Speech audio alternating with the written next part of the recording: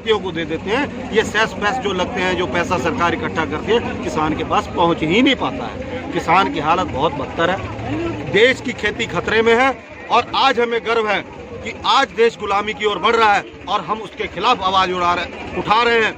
हमें चाहे जेल हो, चाहे सरकार की गोली लग जाए, लेकिन हमारी आवाज अगर आज कैमरे में कैद हो रही है, हमारी आने वाली पीढ़ियों को शर्म से सर नहीं झुकाना पड़ेगा। वो ये गर्व से कह सकेंगे कि हमारे जो पूर्वज थे, वो जब देश गुलामी की ओर बढ़ रहा था वो सीना तान के लड़ रहे थे। दिल्ली में कोई भी आंदोलन चलता है, 1 दिन 2 दिन 1 महीना 1.25 महीना, लेकिन ये आंदोलन तो लंबा चल रहा है, तो क्या सरकार ये सरकार की हठधर्मिता है।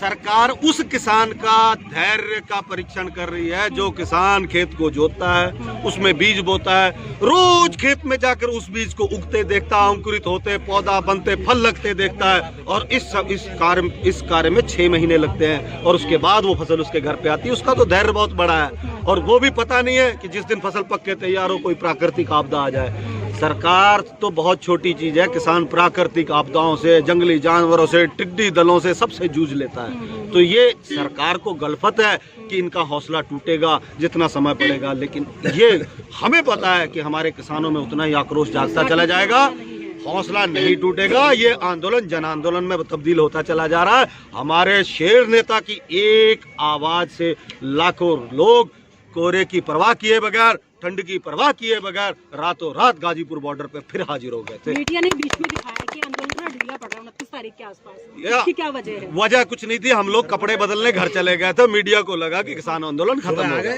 हम कपड़े धुलवाने गए थे, आंदोलन खत्म नहीं हुआ था।